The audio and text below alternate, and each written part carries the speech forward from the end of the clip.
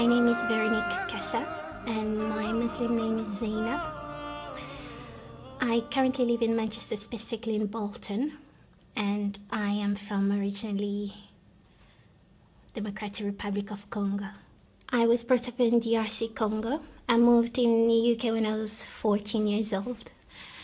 And back home, everything was well. I had a loving family, loving home. My parents are devout Christians. You know, they've brought us up knowing God, knowing how to service in church, and we were very busy with that. And we enjoyed going to church very much.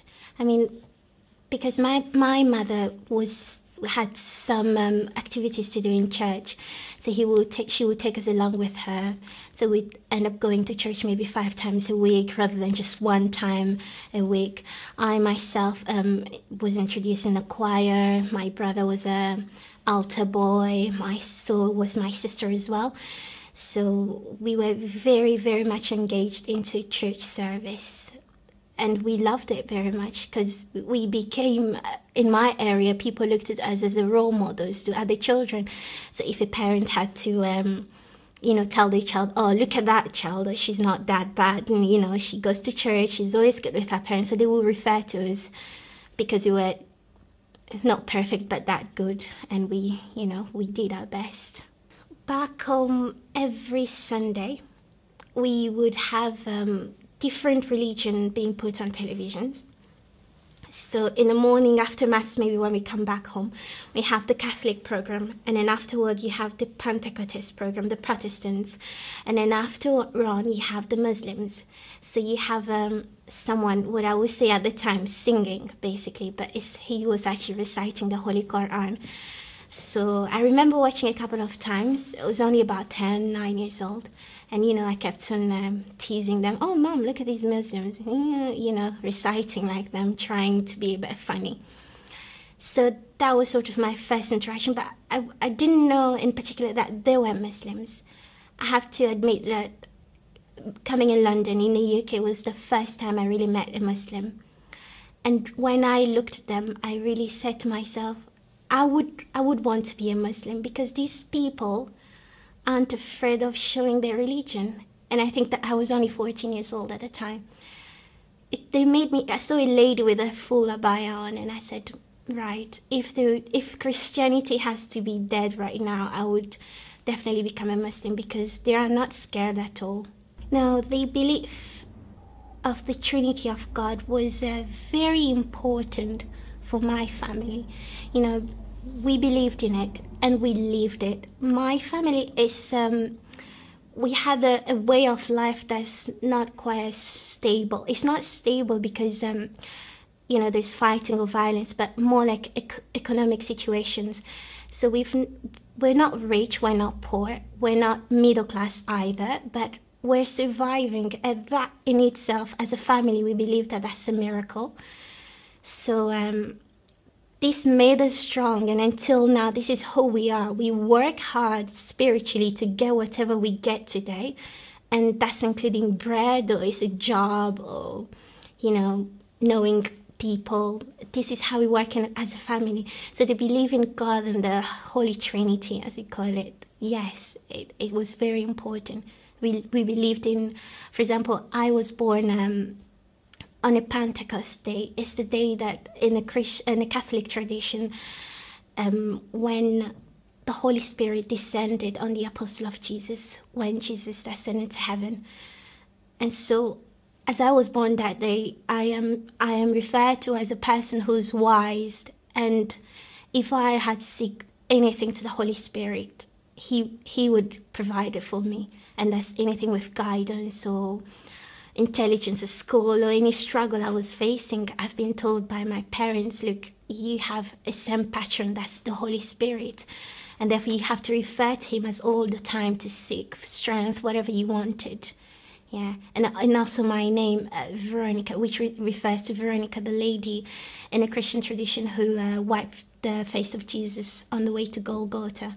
Again, my parents has taught me to refer to her. And she's my role model. So in my life, I have to be there caring for people.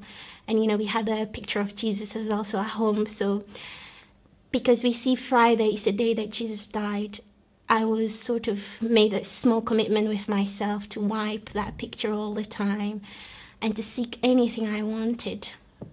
So yeah, it was very much involved into sound, into belief of God, you know, and seeking intercession, because that's the best way of getting whatever you wanted. So as well as seeing the ladies in the road walking with a full hijab and full abaya on, I really appreciated them, but it wasn't secret. And I also had friends at school who were Muslims. I had one from Kenya, Somalia, one that was lots of them. So we're very close. And some of them were very funny with the hijab, but I would get angry at them because I would say, well, why are you not wearing it properly, or why are you not wearing it now? Why do you take it off all the time? You know, you wear it here, then you take it off at PE, and then they will really not like, oh, you're boring. But for me, it did hurt me because growing up, I knew what it meant to take a decision. This is what my parents had taught me, and this is what the church has taught you. If you make a decision, you have to stick to it. So for me, seeing, you know, my friends taking off the hijab sometimes and putting it on was quite disappointing. It was disappointing, and I was wondering, put it on, you know, you have to respect it, although I didn't know much about it. As I said in the beginning, I was very much in the belief of God. And moving here also had an impact in me. It was just not about not being active within the church, but it was also, I felt very distant from God. You know, as a personal reflection, I felt really distant because, you know, I wanted to be better and I wanted to do better, partly because the lifestyle of here had an impact on me. It's not really that I was a bad child, but then, you know, I became a teenager. During sixth form, I started working. You know, I was holding some money. You know, I was doing anything that an 18-year-old and a 17-year-old would do, and it was very nice. However, every time I did go out with my friends or come back late at night time, it will hurt me and feel maybe I shouldn't have done that. You know, and I would go and pray and say, sorry, God, you know, I didn't do the right things, but help me because I'm weak, you know, and I don't know how to go about it. I think at that time I kind of lost direction and focus in life. I had grown up believing that servicing God, because actually my mother so wished that I would become a nun, or my brother became a priest. You know, one of us followed a certain vocation within the church. So because I already felt like I didn't want to be that, I felt like I already betrayed God in a way, because servicing within the church is about sacrificing your own life. I mean, removing yourself from the normal or usual life and being in church and being focused with that. And because I didn't really want to have that life, but I still wanted to serve God. So I felt like I betrayed God. You know, I'm not serving him properly because I'm not, you know, covering or in the nun vocation or in a convent or in a seminary or something like that. So I felt quite betrayal. However, I tried my best, you know, to pray all the time, to attend masses. Partly this feeling that I was distant from God became quite hard to bear, and you know, it was quite big. So I took more commitment, whether it was reading the Bible, whether it's praying in the night time, anything. I didn't really speak to anybody about it. So within these years of search within the self, just reading and learning within the church, I came across a Hare Krishna devotee. And in this particular time, I was during my second year at university. I came across a Hare Krishna devotee, I think in the summer before I went on a second year at university. And, you know, he was talking about karma and, you know, the power of karma, you know. And we ended up meeting in a job interview where we had to go for street fundraising. And the manager was telling us that you shouldn't run away with the bucket, because then if you did run away with the bucket, this will happen to you afterwards. So, it's a bit like karma, cause and effect. You do bad, you get the result of your bad actions. And then he approached me and said, "Oh, sister, you want to, I'm a Hare Krishna devotee. I've got a few books that explains this theory or concept, if you like." I said, "Yes, I've come across about it because my dad also sort of believes in karma, although he's a Christian, but he believes in these concepts." So I said, "Yes, I'm quite familiar to it because we have this sort of talks with my dad." So then he gave me a book that I would say at the time really answered all my questions. It was focused.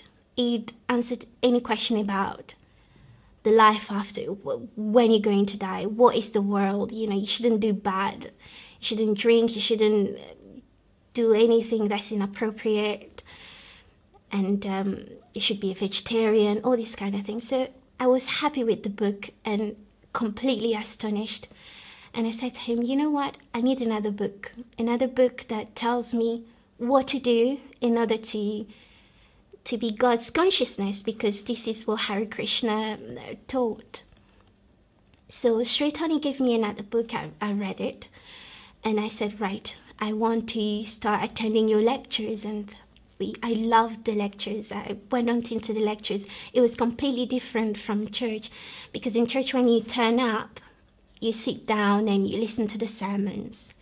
You stand up, you recite the creed, you sing, and then you have your communion, and then you go. But this one, we sat on the floor, and the lecturer, who was just there preaching, and most of the people that were there had little booklets and making notes. So this environment within itself, I really admired, and it was a learning journey for me, and I really liked it. At home, my parent noticed that, I was chanting something weird in my room. My dad sort of knew and said, my dad asked me, "I thought you were only researching and only looking into it. Now what happened?"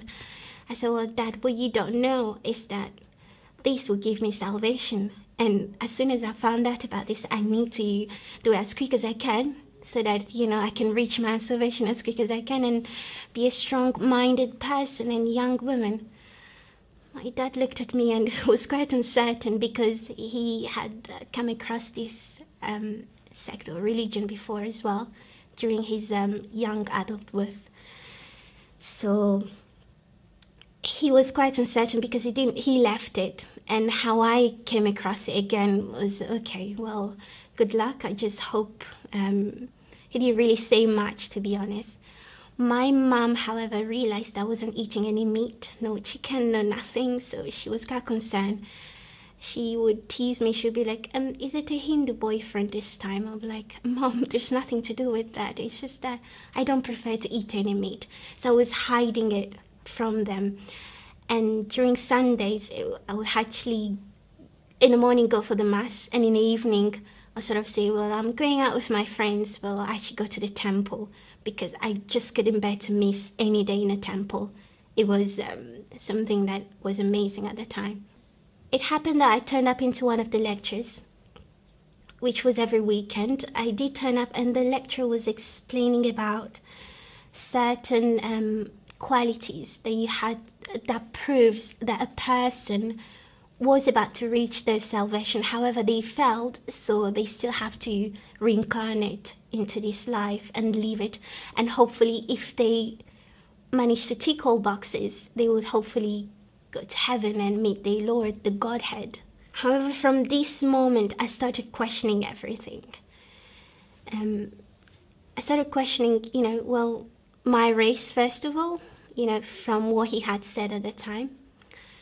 And then I started questioning the concept of karma. I mean, let's say that I was, first of all, an animal when I came into life. And then I reincarnate into, a monkey, let's say. And then here I am as a human. And I have to make the most of it, because not many people get to become turn out to be a human, to reincarnate as a human. So here I am, I have to make the most of it. But when I die, let's say when I reincarnate, And even if I did get to reach my salvation, I did get to meet my Lord, who would I be then? Who would I be recognized? Would I still be Veronique? Or would I be a man? Would I be white? I'll certainly be white, but I don't know whether I'll be brown. And I started questioning this question. I mean, why would God not make me exist? So it means that I only exist for this life, and that's it, I would never exist. It made me really confused, and it made me sad. And straight away I had this picture about God, that he had deceived me, had let me down, because all this time I had trust and worked so hard to meet him. However, I would not meet him as I am, because I don't even know whether this is me or whether I exist. And the lecturer had talked about as well that we should see God in everything. We should see God's consciousness in everything. I said, well, I had to see God in my father, in my brother. Well, who is talking? Is it God that's talking? Am I even talking? So basically, I reached a point when I was exploding, and this question had made me scared. I reached a point where I could say that I had suffered from anxiety, or maybe a minor depression, because I didn't know who I was. I didn't know where I was going, and what was the purpose of living, because I thought it was just a little toy God was playing with. Do that, eat that, talk to that. And also my family, I only get to meet them once in a lifetime. So every time I would sit in the living room with my parents or my brothers, I would look at them and thinking, oh my God, well, this is goodbye. Anything could happen. I'll never get to see my brother again. It was frustrating. I was scared of sleeping at night. I wasn't eating. And this was quite bad, because I was in my second year at uni, and I had to focus, because they always say second year counts. Your first year doesn't cover, second year counts. So, and I was sick. I just couldn't eat. I couldn't reason. So I decided to go to my dad and tell him, Dad, I really have a problem. He said, what kind of problem, my darling? I'm quite close to my dad. And he said, I said to him, well, I'm scared of dying. He laughed. He laughed at me, because he said, why would you say that? I said, because I can't sleep, I can't eat. I just can't get rid of this thought in my mind. It's so bad. And the first thing he said to me, he said, did you touch anybody's things? Because we have this in my culture. If you touch someone's belongings that you are not supposed to touch, you go crazy, or, you go mad. Maybe they've put on a curse on it. I said, well, I don't remember touching anybody's belonging. He said to me, well, did you steal anything, maybe? Did you hang around with the wrong people? What did you do exactly? To think about maybe something you might have done that makes you scared about dying, or feeling chased, or anything like that. So I said to him, so far I can't think of anything. And if I had done anything, it's not at this time, because I was living a very disciplined life at that time, vegetarian, praying all the time, honest, not drinking, not doing anything inappropriate. So it was quite hard to sort of trace back, where did I go wrong?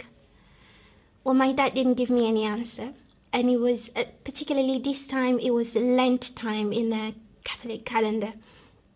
So it's a big time as well to repent, and to fast, to pray, to seek forgiveness.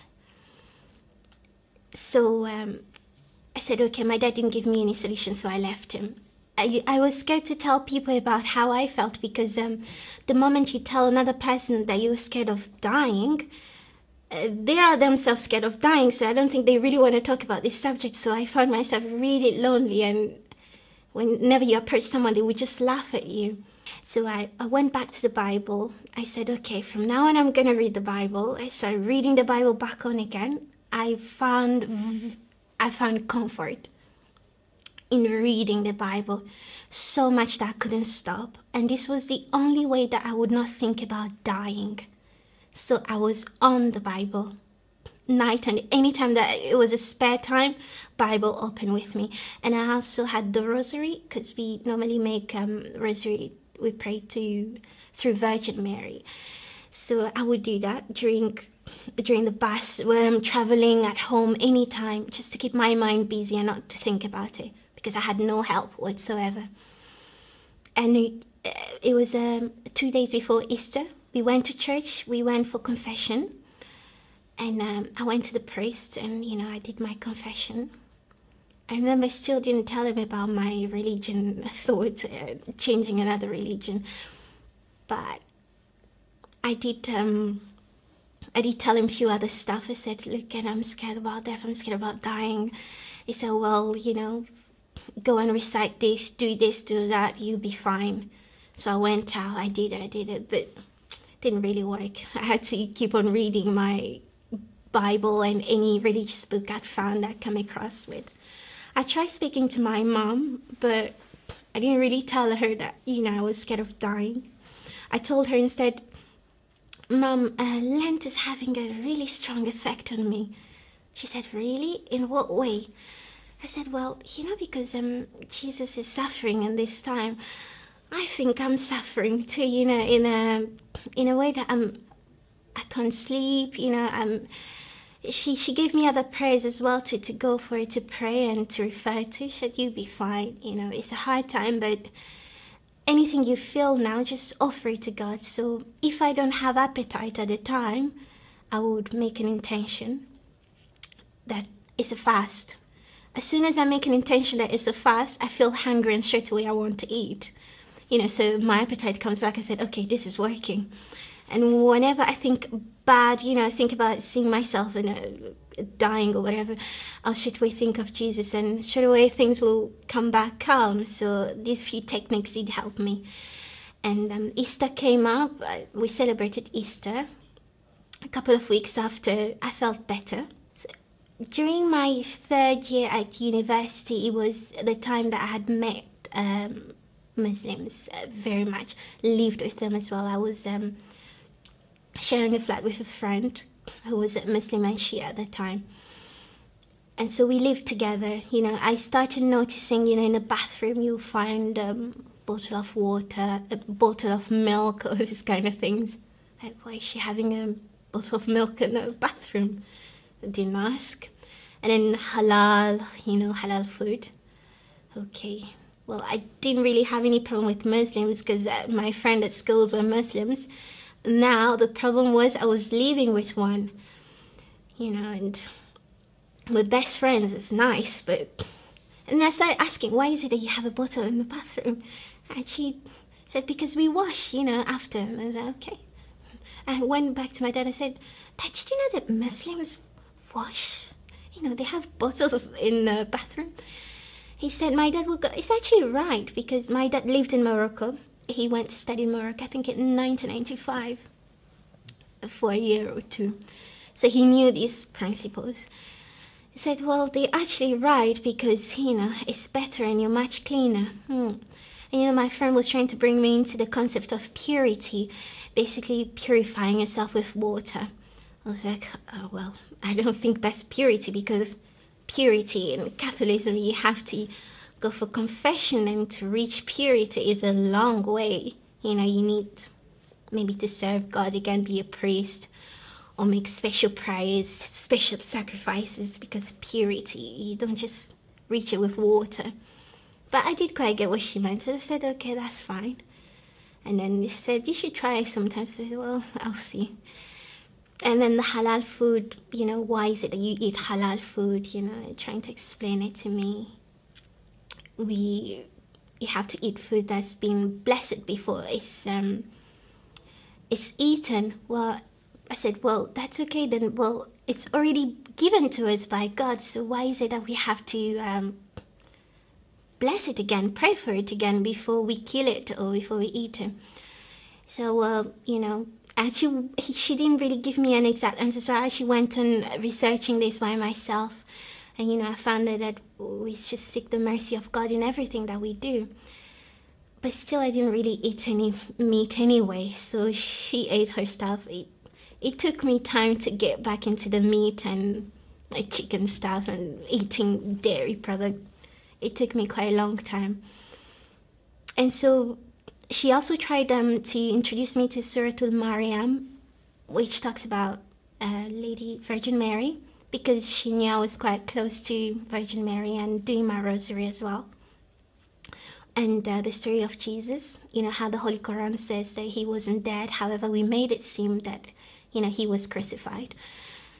Still, it didn't really click on, because I said to her, look, if I tell you my story, you will be sad. I changed the religion in the past and it turned out really bad. So I really respect what you say, but I'm not interested, because really I don't want to make God angry. You don't know what's going to happen to me next.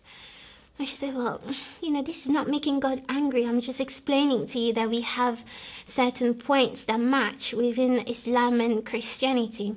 And to be honest, I didn't really know about any of this. However, she caught my attention with the Arrival series. It talks about, you know, the conspiracy theory. Because I was an international relations student at the time, you know, you're doing politics.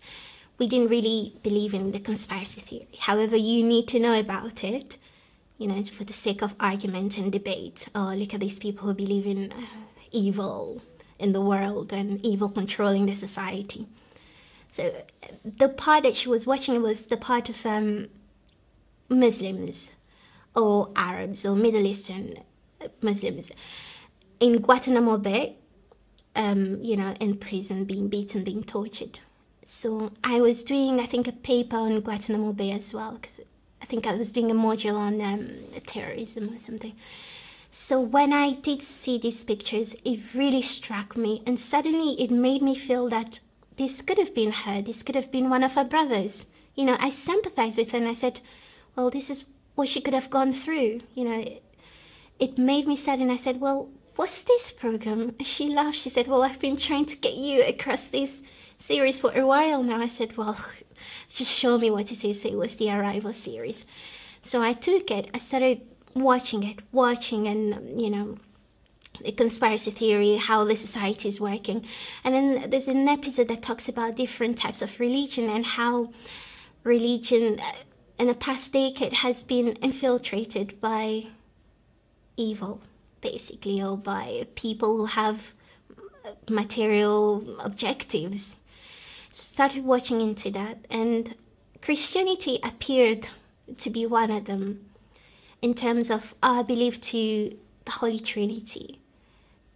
So it's okay. And our belief in the Holy Trinity, basically it isn't true, and that God is one and God does not give birth to anybody. And God hasn't got a son. There's not three gods. For me personally, it was hard. I had an argument with her. I said, we don't believe that God is three. We believe that God is one within three. It didn't make sense for her. Well, and we say that God doesn't give birth. It's a mystery. However, this is his son because he has to save the world. And we sort of had this discussion. She said to me, well, think about it. You know, does your God need any help? He has created the whole universe. Why would he need help? And if he needed help and died on a cross for your sins, then I think in a way he has failed, because until now you're still sinning and there's still a lot of wrong in the world, and you know, that makes it a failure because he's meant to be powerful. And you know, we're having these sensitive discussions, and I was like, anyways, you know what, I'm not really interested. You know, you say you don't believe in mysteries. I believe in mysteries and miracles. So this is my belief. So it doesn't matter what you believe. This is what I believe. And still, we need Jesus as a mercy for us. So I still kept on watching the program. And then for some reason, I don't know how I got to that belief of one God. It did get into me, and I started thinking, no, God is actually one, and he doesn't need Jesus, because the video also talks about a different line of prophets. So from Prophet Abraham to Prophet Jesus. So what I understood was that it is a line, a succession of every prophet, and the only message they're bringing is that we should listen to God and obey him, and believe in him. And this became stronger because I asked my friend to talk about, tell me a story, tell me anything you know about Islam. So she would tell me, there's a hereafter. Once we die, we go to heaven. And in heaven, there's a lot of beautiful things. It's beauty and beauty. It's amazing. You get everything you want in heaven. You meet your Lord. I said, okay, hold on. Would your God know me? Would your God know me? And she said, of course my God knows you. I mean, does he know me now? She said, yeah, well, he knows you now. And would he know me then? She said, oh, of course he would know you then as well. I said, okay, would your God call me on my name? Would he call me? He said, of course my God will call you Veronique, because he knows you. I think at that time she had noticed that I was very lost, I had no sense at all. I still believed in God during my time of stress, because I believed in a creation. I believed that he had created anything. And if I had an escape through my anxiety, through my difficulties, it would only be through him. Anyway, I don't have a choice, although I think he's deceived me earlier on. But I still don't have a choice. I still have to hang on into him. And that's why during my most difficult time in my life, I still did read the Bible, and I still believed in him, because I believed it's the only solution I had. And my friend had told me that, God knows you, God knows your name. That was the happiest day of my life. From that time, I stopped going to church. I said, great, I don't have to go to church every Sunday anymore. I can just stop feeling guilty, because at uni I wasn't going very much to church anymore, because I had to go to a library, And then I was like, great. And she looked at me, she said, oh, if you only knew what you're going into. Well, I didn't tell her that I would convert as a Muslim, but I think she sort of did already started to understand. And I stopped doing in the name of the Father, Son, and Holy Spirit before I do my prayer.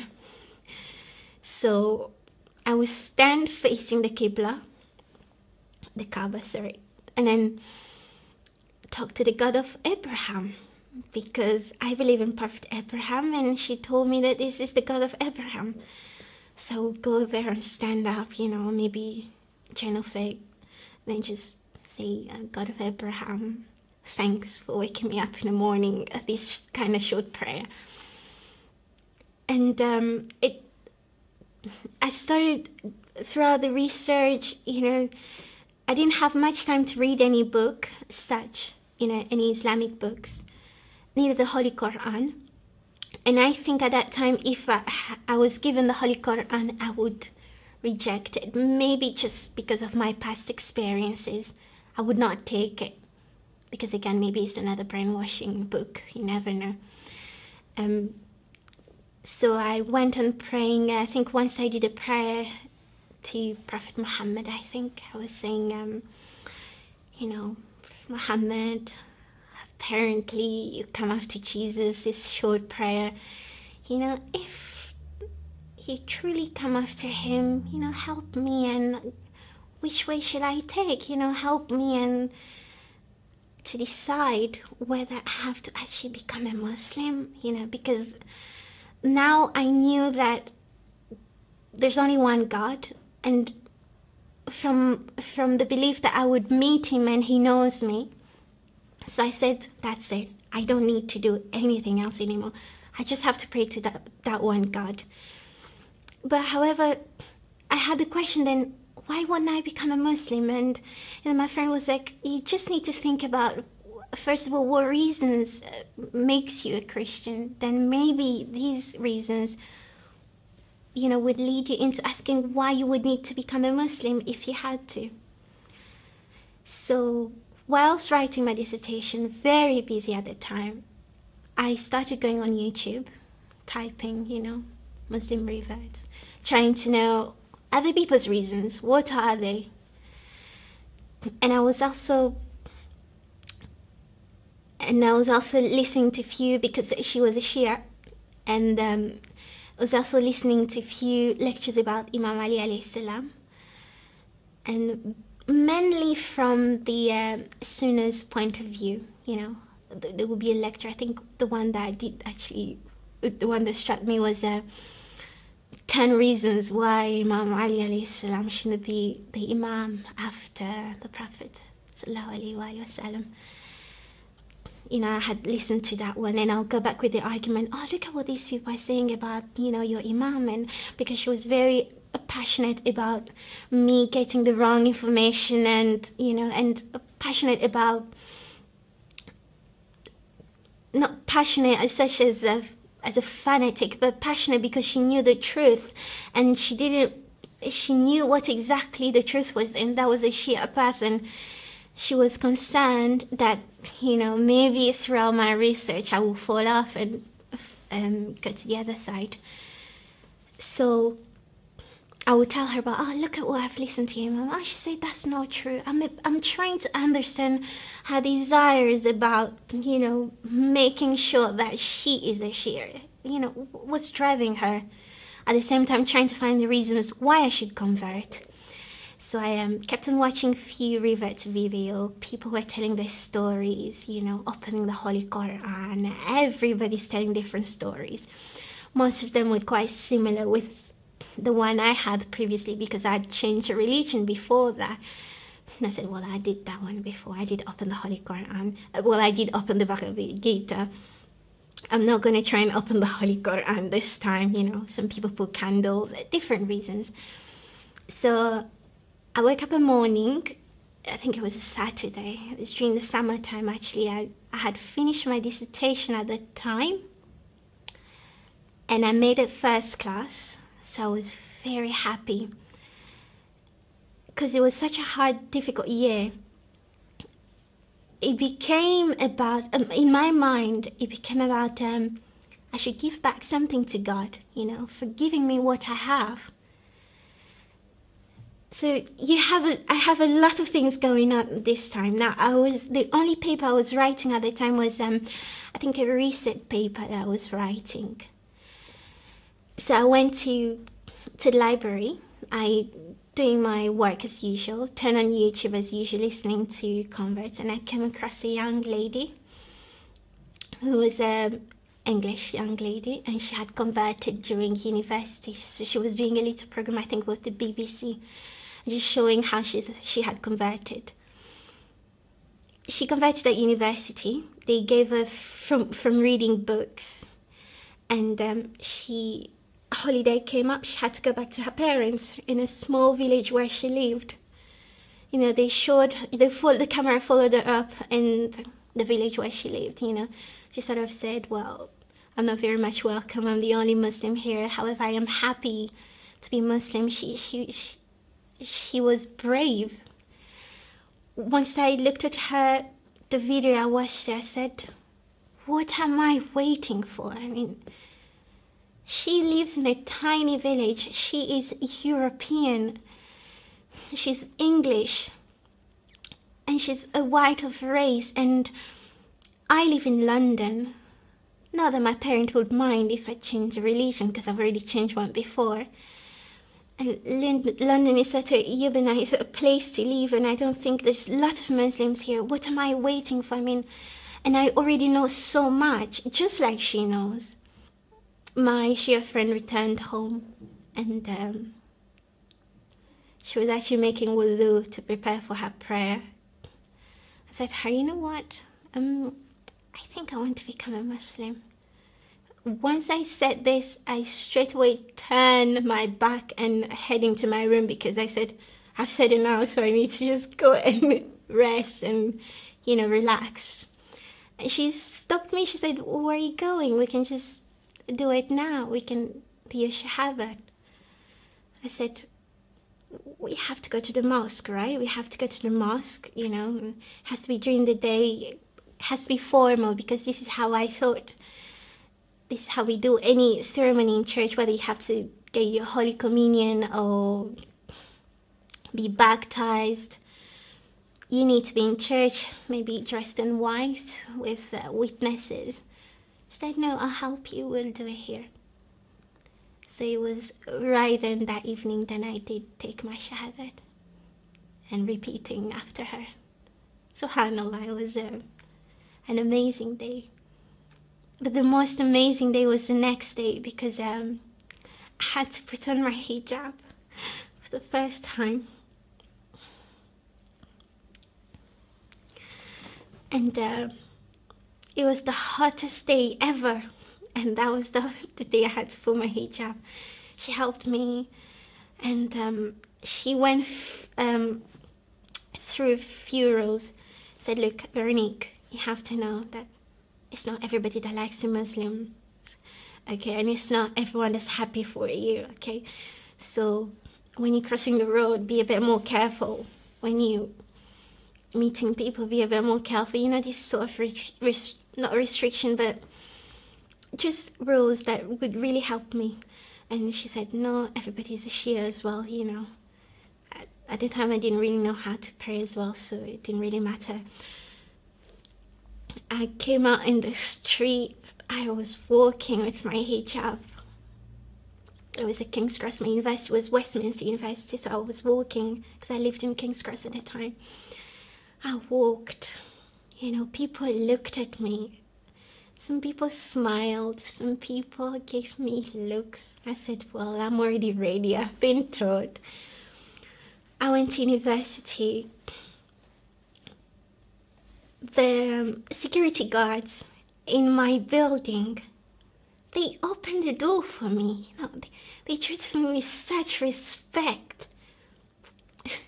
All the way, I spent about a few more days just going to the library, and every time I did go, these security guards would just open the gate for me and treat me with such respect you would not believe. However, I also met other African girls that would look at me thinking, what the hell, And I think 2 days after, I was walking in the library and I met my school friend, Fatima. She's actually from Somalia. We were in the same secondary school. She saw me. She said, Veronique, what's happened? She was shocked. She said, is that you? I said, well, it's me. She was going to Westminster University. However, she was doing a health course, so she was doing in another campus. Because I was doing politics, I was in Regent campus. She saw me. She couldn't believe it. She took her phone. She made calls to all her friends. She said to me, you will not believe who I've just met. I've met Veronique, and she's wearing a hijab. She's a Muslim now. She hugged me, she kissed me and prayed for me. It was a great day. The debate between Shia Islam and Sunni Islam reminds me of the debate between Catholicism and newborn churches, other religious sects. Because in Catholicism we believe in Virgin Mary, not as God, but we commemorate her very much. However, you have other Christian sects that say that there's no need of seeking her intercession. You just focus on Jesus, who's the Son of God, and everything else is all right. So within the Shia Islam as well, we have a focus onto the family of our beloved Prophet sallallahu alaihi wasallam, and therefore this sort was a common ground for me to relate into Shianism, because then we respect his family, and overall his family is not just an ordinary family. It's a family that God had chosen to carry on his message from his prophet Rasulullah sallallahu alaihi wasallam. And for me, this was a common ground, and I felt very comfortable with the idea of believing in the imamate of Imam Ali alayhi salam and Imam al-Hussein, Imam al-Hassan. All these were familiar, and also the concept of seeking their intercession, you know, through them, we ask for the mercy of Allah subhanahu wa ta'ala. And I was very comfortable with these ideas, so they were not new, because as I said earlier, intercession is the only way better, is the only way you get better. I didn't read any particular book in this consideration. However, I believed in Imam Ali alayhi salam, and I thought they deserved respect as far as I was concerned. When he came at the time of Muharram, which was my first Muharram, then I participated into the Majlis. And afterward, people started crying about Imam al-Hussein alayhi salam. Then this had made me realize why I needed to be a Shia, and why it's so important to be a Shia. Because the concept of Imam al-Hussein alayhi salam has brought comfort within me, and clarification of what was wrong and what was good. And with Imam al-Hussein, I saw that light, you know, I saw that you needed to be in his camp, and you need to stay on that camp in this life and in the hereafter in order to succeed. For me, that was the importance of being a Shia. We do have role models such as Imam al-Hussein, and we have to refer to them in order to be better Muslims. And at that time, it was a confirmation that I wanted to be a Shia, and there's nothing after that would shake it. And there's no way I want to be against my Imam. No, not at all. So this was the reason why I became a Shia. Yeah, and also my friend was a Shia, so she taught me to pray in her way, and I asked a few questions, you know, why is it that we say, you know, salam to the Prophet after the prayers? And she would explain to me, it's not that you're worshipping, but you're just saying salam to the Prophet sallallahu alaihi wasallam, and you're saying salam to other Prophet, which then makes me happy again. It makes me comfortable to the idea that I know whatever I'm doing, Jesus is happy with it, because anyway, this is the Prophet that succeeded him. And going back, Prophet Abraham is also happy with it, God is happy with it, so I am on the right way, because all these people are happy with me. And again, with Imam al-Hussein alayhi salam, when I came across his story, it reminded me of the story of Jesus alayhi salam, and you know, his great sacrifice. You know, the sacrifice of Imam al-Hussein is for me as a person to be able to see what is right and what is wrong, to be able to distinguish. Otherwise, if he didn't sacrifice himself for me, I wouldn't really know what is it to distinguish which way of Islam is better for me to follow. And from that moment, I had made that decision and had pledged my allegiance, and that's it. I would be a Shia in Islam. I went back home when my parents lived in Bolton, and I came in. You know, I first of all took out my hijab before going, and it just at the door, knock, knock, you know, go in. My dad was there, everybody welcomed me. My mom was actually in London with my adopted sister who had the baby at the time, so she was not home. So the first person I had to face was my dad. And we sat during the day, I think it was after lunch. He said to me, well, we're going to the swimming pool in the evening because we have to take your younger sister to the swimming pool. I said, okay, that's good, I'm happy with that. I'm happy with looking around as well. And then I said to him, Dad, it's just that when we go to the swimming pool, I'm going to have to wear a scarf. He said, well, that's not a problem. You can just wear your scarf. As Africans anyway, we tend to wear scarves, you know, it's stylish with materials and other textiles. And in church as well, we tend to wear scarves, but it's not wajib or obligatory. It's just you know, if you wanted to be more spiritual, let's say, you can wear it. So my dad didn't mind. I said, okay. It's just that you have to know that, you know, I am a Muslim. My dad looked at me and laughed and said, why would you want to be a Muslim? I mean, he actually said, why would you like to go into the mud? Because for us Muslims fight a lot, troublemakers, you know, they just like making trouble. They just don't, it's not easy for them to let go and to ignore what happens to them. They just have to give it more attention and fight for it. So this was my previous view as well about Muslims. Just let go, you know, they have to fight. They have to come out and fight. They have to come out and protest. So my dad was, we didn't see much of spirituality in it. So this was the same case with my dad. He was actually telling me, there's no spirituality in this. It's like you're absolutely clean now and you're going into the mud to become more dirty. There's nothing to gain. You should stop going to this religion. And she straight away went into, you know, Muslim men abusing their women, all these misconceptions that we have about Muslim. He just bombarded it to me. I said, well, Dad, I'm sorry, because I actually made my decisions. He tried, you know, to convince me elsewhere, and we ended up going to the swimming pool. So I was wearing my hijab. My dad looked at me and said, you should leave this stuff for the winter time. You know, you can cover in the winter time because it's cold. It's a bright, hot summer day. Why would you cover yourself up? And had a long sleeve jacket and everything. We managed to get to the swimming pool. We came back. My mother came back from London and had met me. They were not very, very happy. I tried to address them with the idea, but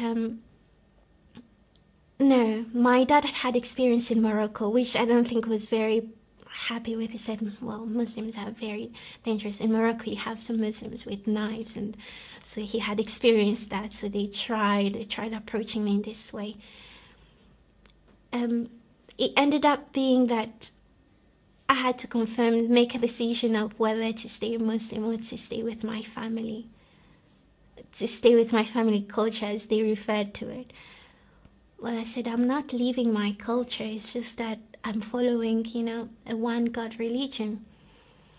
And this is not the religion of anybody. It's not a religion of a fight as you think. It's the religion of, it's the God of Abraham that we believe in, and we have to follow what he said, you know, through Prophet Muhammad sallallahu alaihi wasallam.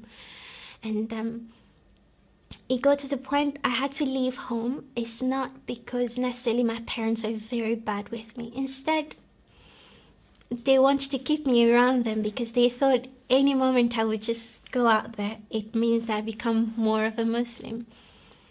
So they wanted to keep me around. However, I thought of moving out, and I did move out eventually. And for me, it's been better because I've learned more, and I've practiced my religion in peace. I've done more amal, whether it is to, you know, to try and do more research. This has really helped me. And obviously the halal and you know, haram and mustahab, all this I had to learn them, and how to, you know, Islamically cook, Islamically dress. I had to move on to my own flat, and it's been beneficial until now, and subhanallah, I'm very grateful to Allah subhanahu wa ta'ala. My ambition for the future would be to be able to help other people, to be able to plan for projects that will help empower other people, whether it is reverts, whether it is women in Africa or anywhere in the world. Because I think we tend to forget that, you know, God is there for us. God knows us. Allah knows everything, and He's looking out for us. And this is how I felt. You can feel like that whether you're not certain. You're just facing a situation. It doesn't have to be a spiritual struggle.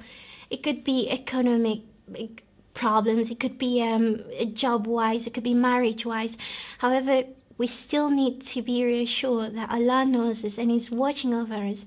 So I think building up project and, to empower people in that way, that to say it's okay, it's God's will that we are in a certain way and He always wishes the best for us. I think there's something I would very much like to do in the future, and especially with a revert as well, because I think many of us out there are quite alone and sometimes just need a friend to smile with.